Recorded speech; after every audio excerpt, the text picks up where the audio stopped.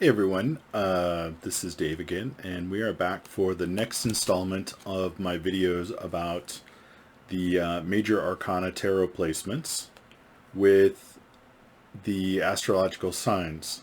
So the last time we left off, I talked about why the Hierophant card doesn't belong in Taurus and it actually belongs in Sagittarius. So go check out that video if you're interested. But this time, so because the Hierophant card takes over the position in Sagittarius, we need to move the Temperance card. And so this video is about where the Temperance goes and why. So again, we moved the Hierophant card out of Taurus because the correct card for Taurus is the Empress. And it goes with the Emperor together, and they meet in Gemini to form the Lovers, and then eventually integrate in Cancer to form the Chariot, aka the Merkaba. So the Hierophant goes to Sagittarius because the Hierophant, the true Hierophant, is Chiron, not the Pope. The Pope, Pope's not the Hierophant. But Chiron, and it goes to Sagittarius because Sagittarius is all about the spiritual journey, which Chiron has an epic spiritual journey. So Temperance goes to Aquarius, right? So it may not be immediately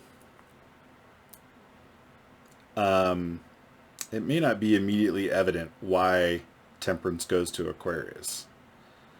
But what we need to know about Aquarius is that Aquarius is it's the final air sign.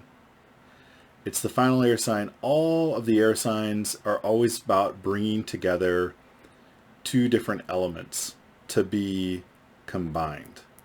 So in Gemini, it's the two different elements are the divine masculine and the divine feminine that come together to form the Lovers, right? They meet. Sorry, I should have had these out before. But they meet to form the Lovers, right? That's where the divine masculine, your inner, and I'm talking about the inner. This is always about the inner divine, your inner. Like, this isn't about when you're trying to use tarot to assess the energies that are floating around, in your life. This is about using the tarot and astrology to talk about your inner journey, your own soul inner journey, right? So in this case, the Lovers is talking about your inner masculine and your inner feminine,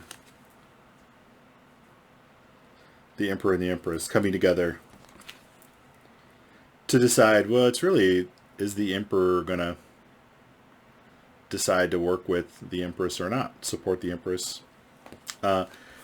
So again, the air signs are all about bringing two elements together. And let's see, the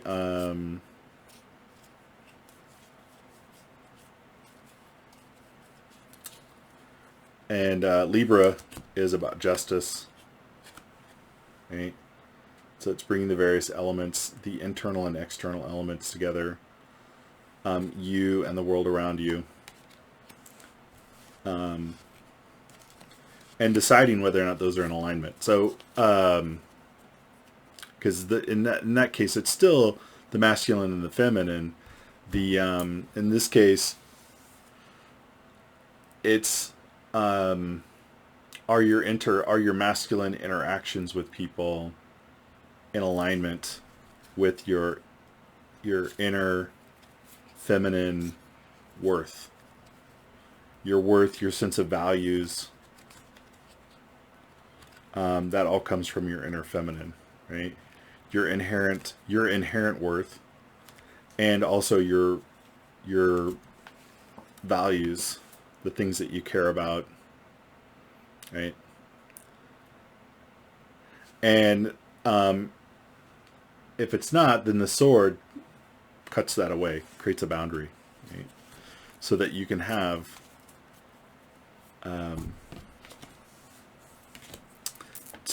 those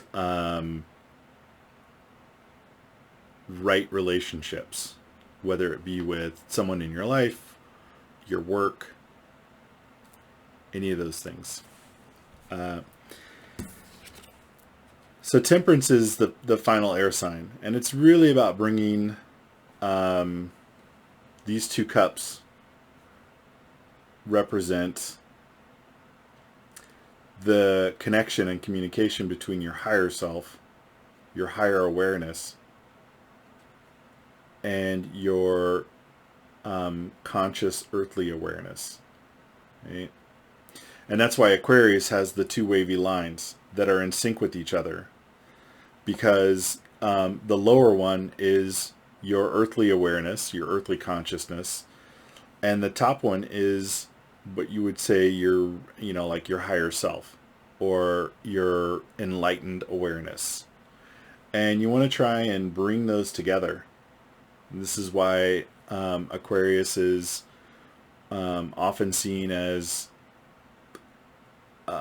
thinking outside the box, doing things that are really radical and different, because it's coming from a higher awareness, a higher understanding that's being brought down into earth and shaking things up. And you can see that the angel here, right, which represents your higher awareness, and he's got a foot on earth and one in the water. So the water represents your soul being able to talk to you, and the earth is your earthly consciousness. Okay. And the sign that is on the opposite axis of Aquarius is Leo, and Leo also has an angel wrestling with a lion, right? And so Leo is really all about having the courage to show your authentic self to the world, to be your authentic self in the world, right? And so the lion represents courage, but it also kind of represents spirit, which spirit, unlike your soul, spirit is the animating force we all are born into, and its main thing is it just wants to have these earthly experiences. And so your higher self, your soul self, your authentic self, is trying to get your crazy spirit to work with it, in alignment with it, so that it's like you can still have all of these amazing experiences, but let's just do it in alignment with the soul path, and then the experiences that you do have will be amazing. But in order to do that, you also have to have the courage to really show your true self to the rest of the world. And when you do that, you start to integrate your earthly awareness with your higher awareness, or your your enlightened awareness. You start to bring those together. That's why every single sign, the opposite sign, it's on an axis, and they both always relate to each other. It's not an accident. So I actually like, for the strength card, I like this card much better, because it shows kind of a, this idea of the spirit and the soul working together, the earthly spirit and your soul self working together in harmony, and what that can do for you, versus it kind of being a wrestling match, which it's not supposed to be a wrestling match, right? And kind of when you look closely, you can see, well, is the angel trying to force the lion to do something, or is he patting its head and scratching its chin? It's up for debate. I like to think it's the latter. Because your soul self is always trying to entice you in the most fun, loving, and gentle way to say, come with me, come with me. I guarantee it'll be so much fun. Yeah, so there we have it. Temperance really belongs with Aquarius and has absolutely nothing to do with Sagittarius. And, you know, Aquarius is called the water bearer. And you see it's bearing the water. Now, yeah, the star, which is normally thought to be Aquarius, is also bearing water and pouring it down onto Earth. But the stars up here have a meaning. And we'll kind of talk about that in the next video. But for now, I'm just going to leave it at this one. It's actually a much shorter video than the other ones. And I also want to say that as the last air sign, it is the final sign of hermetic alchemy. Right? So Gemini is ruled by Mercury. And the other name for Mercury is Hermes. And it really does indicate hermetic alchemy, which is the bringing together of these different elements to mix them together, to integrate them, right? And as the final air sign in the realm of spirit, this is the final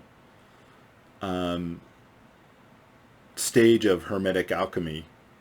And that's why the star sign, the star card is not does not belong into Aquarius, because she's pouring the water on the land and in the lake or ocean, whatever that is.